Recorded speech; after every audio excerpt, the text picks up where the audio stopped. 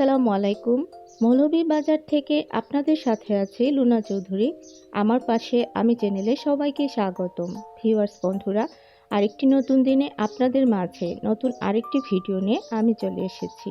তো আপনি যদি আমার চ্যানেলে নতুন হয়ে থাকেন তাহলে আপনাকেই বলছি, আমার ভিডিওর কোনো অংশ যদি আপনার মনে একটুও স্থান পেয়ে যায় তাহলে অবশ্যই আমার চ্যানেলটিকে সাবস্ক্রাইব করে আমার পাশেই থেকে যাবেন। পাশে থাকা বেল আইকনটি প্রেস করে নোটিফিকেশন অন করে দিবেন। এতে করে আমি যখনই কোনো ভিডিও ছাড়ব তার নোটিফিকেশন সবার আগে আপনার কাছে পৌঁছে যাবে। আর আমার ভিডিওটি যদি আপনার বেশি ভালো লাগে অবশ্যই একটি লাইক করতে ভুলবেন না।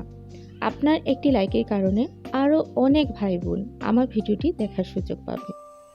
তো বন্ধুরা দেখেন, আমি সকালবেলা ঘুম থেকে উঠে ফ্রেশ হওয়ার পরে চলে এসেছি আমার কিচেনে। তো আজকে আমি কিচেনের কিছু অংশ আপনাদের সাথে শেয়ার করছি। শুরুতেই দেখছেন আমি আমার সিঙ্কে চলে এসেছি। এখন আমি আমার কিছু কাপ ছিল যেগুলোতে আমরা চাটা খাবো, তো সেই কাপগুলো ভালোভাবে সাবান দিয়ে ধুয়ে নিচ্ছি। তো সেই অংশটা আপনাদের কাছে শেয়ার করছি। আমার মনে হচ্ছে হয়তো আপনাদের ভালো লাগবে। আমরা যারা গৃহিণী তারা সবাই ঘরের কাজকর্ম দেখাতে এবং দেখতে পছন্দ করি। তো বন্ধুরা সবাই কেমন আছেন? আমি আশা করছি সবাই ভালো আছেন। আমার জন্য এবং আমার ফ্যামিলির জন্য দোয়া করবেন।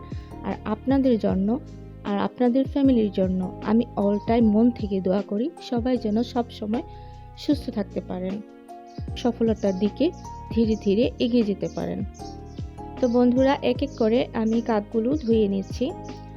সকালবেলা উঠেই যদি কাপ প্লেট না ধোয়া থাকে তাহলে কিন্তু ভালো লাগে না। এগুলো ধোয়াই ছিল, তারপর আমি আবারও ভালোভাবে ধুয়ে নিচ্ছি যেহেতু এখন ব্যবহার করব।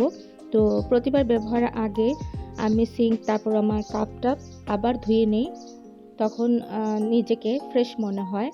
দেখবেন জিনিসপত্র ধোয়া মোছা থাকলে নিজের মনটা অনেক ভালো লাগে, অনেক ফ্রেশ মনে হয়। তাই এই কাজ করা আর কি।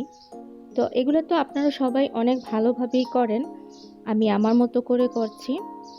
এখন পর্যন্ত যারা আমার সাথে আছেন সবাইকে অসংখ্য ধন্যবাদ। আশা করব ভবিষ্যতেও এভাবেই আমার পাশে থাকবেন যারা এখন পর্যন্ত সবসময় আমার ভিডিওর সাথে এড হয়ে থাকেন। তো বন্ধুরা আমি কাপগুলো ধুয়ে নিয়েছি, গ্লাস ছিল গ্লাসও ধুয়ে নিয়েছি। অনেক ভালো লাগছে। কোনো কাজ পরিষ্কার করে করতে অনেক ভালো লাগে আমার, সবার মতোই। তো আমি নিত্যদিনের কাজগুলো আসলে বেশি একটা দেখাতে পারি না, কারণ আমার অনেক সময় ভিডিও করতে প্রবলেম হয়। আবার ট্রাইপড নিয়ে আসবো তারপর ভিডিও করব, সেই সময়টা হয় না আমার। যাই হোক, আমরা নাস্তাটা কিন্তু করে নিয়েছি অফ ক্যামেরায়, সেটা আপনাদের সাথে শেয়ার করতে পারিনি বলে দুঃখিত। আর এখানে কিছু ডেক্সি আছে, বাসনপত্র আছে, এগুলা রান্নার জন্য। আমরা নাস্তা করার পরে আমি এগুলা ধুয়ে নিয়েছি। তো আজকে কিন্তু আমি নিজে পরিষ্কার করেছি, কারণ আমার কাজের যে মহিলাটা বাসায় আসে সে কিন্তু আজকে আসে নাই। তো ভালোই হয়েছে আমি নিজে অনেক বেশি পরিষ্কার করেছি। ওরা আমার হাঁড়ি পাতিলগুলা অন্যরকমভাবে পরিষ্কার করে, নিজের মতো করে করে না, যার কারণে অনেকটা কালো হয়ে গেছে আমার হাঁড়ি পাতিলগুলো। খুবই খারাপ লাগে, কিন্তু কিছু তো করার নেই। আমি অনেক বেশি অসুস্থ থাকি বন্ধুরা। তো আজকে ও আসেনি, ভাবলাম আমি নিজেই করি। আমার মনে হচ্ছে ওর থেকে আমি অনেক ভালোই করেছি। তো বন্ধুরা এখন হচ্ছে আমি দুপুরের জন্য কিছু রান্নার আয়োজন করেছি। দেখেছেন তো সবাই, আমি পটল ভেজে নিয়েছি, আর এখানে হচ্ছে আমি মাছ রান্না করব, মানে মাছের ঝোল রান্না করব। সে কারণে মাছগুলোকে ফ্রিজ থেকে বের করে নিয়ে ভালোভাবে পানিতে ধুয়ে নিচ্ছি। এখানে হচ্ছে আমি মাছের জন্য যা যা মশলা প্রয়োজন, হলুদ, মরিচ, ধনিয়া গুঁড়ো, লবণ সব কিছু দিয়ে মশলাটাকে ভালোভাবে তেলের মধ্যে কষিয়ে নিচ্ছি। আমরা ইদানিং তেলটা খুবই কম খাই, মানে আমি খুবই কম ব্যবহার করি। তেল আমাদের শরীরের জন্য জানেন তো সবাই অনেক বেশি ক্ষতিকারক। তো এই হচ্ছে আমার মশলা ভাজা শেষ। এখন আমি মাছগুলোকে মশলার মধ্যে কিছুটা সময় কষিয়ে নেব। তারপর হচ্ছে আমি যেটা করব, ঝোল দেব। এখানে কোনো সবজি দেব না, আজকে সবজি ছাড়া ঝোল করব মাছের। তো বন্ধুরা আমার রান্নাগুলো আপনাদের কীরকম লাগে আমি জানি না, যদি ভালো লাগে প্লিজ একটি করে কমেন্ট করবেন। আর লাইক তো অবশ্যই আশা করছি, প্রথমেই বলে দিয়েছি।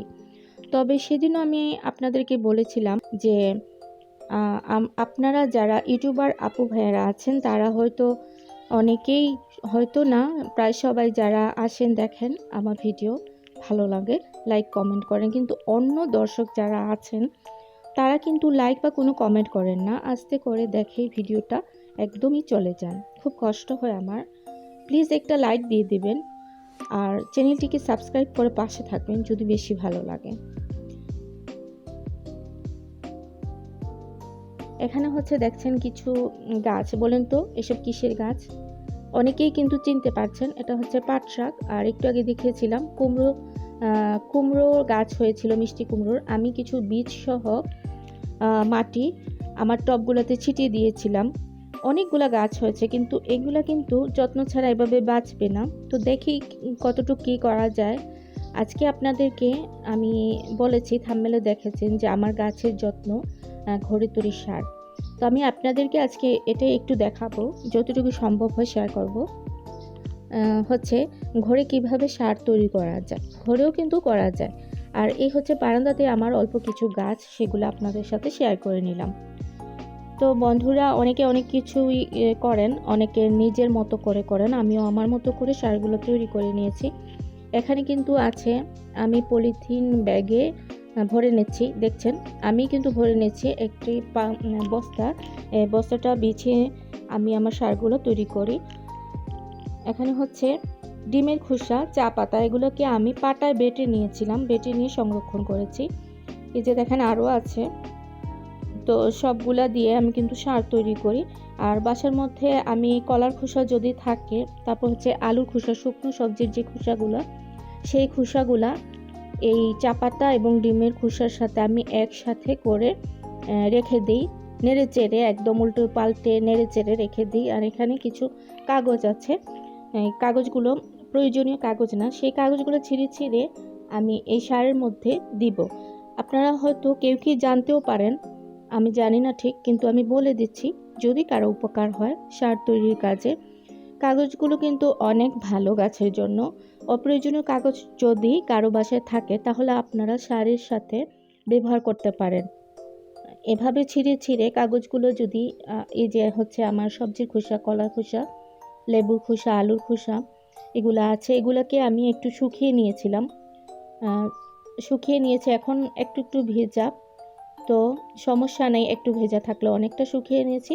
তারপরে আমার ছেঁড়া কাগজের টুকরোগুলো এর সাথে একসাথে আমি মিশিয়ে নেব। তো এভাবে করে আমি শুকিয়ে অনেক সময় গাছে ব্যবহার করি। তো এটাকে আমি আরও একটু শুকাবো, আবার চাইলে দেওয়া যাবে, এই যে একটু আগে বললাম। তো এখন আমি যেটা করছি সেটাই আপনারা দেখে নেন। এখন আমি চা পাতা আর ডিমের খোসা আমি পিষে রেখেছিলাম বলেছি, সেগুলা আমি গাছের মধ্যে দেব। প্রথমেই দেখেছেন আমি গোলাপ গাছের কিছু মাটি ঝুরঝুরা করে নিয়েছি, তারপর সেই মাটি অনেকটা তুলে নিয়েছি পুরো চারপাশ থেকে। তোলার পর এখন হচ্ছে চা পাতা, ডিমের খোসা যে মিশ্রণটা, সেটা আমি ভালোভাবে দিয়ে দিচ্ছি, যতটুকু আমার মনে হচ্ছে দেয়া দরকার ঠিক ততটুকুই। তারপর হচ্ছে আমি আবার মাটি দিয়ে নিচ্ছি গাছের উপরে, মানে ওই সারটা একটু ভেতরে থাকতে হবে, উপরে আবার মাটি দিতে হবে। এরকম করে আপনারা সপ্তাহে একবার দুবার, একদম সম্ভব না হলে অন্তত 15 দিনে একবার করে প্রতিটা গাছে দিবেন। দেখবেন আপনারা নিজেই লক্ষ্য করতে পারবেন গাছের যে উন্নতিটা হচ্ছে। তো গাছ শুধু থাকলেই হবে না, তার পরিচর্যাও করতে হবে। তো বন্ধুরা, অনেক কথা বলে ফেললাম, একদম শেষ পর্যায়ে চলে এসেছি। আবারও দেখা হবে নতুন কোনো দিনে, নতুন কোনো ভিডিওতে আপনাদের মাঝে চলে আসব।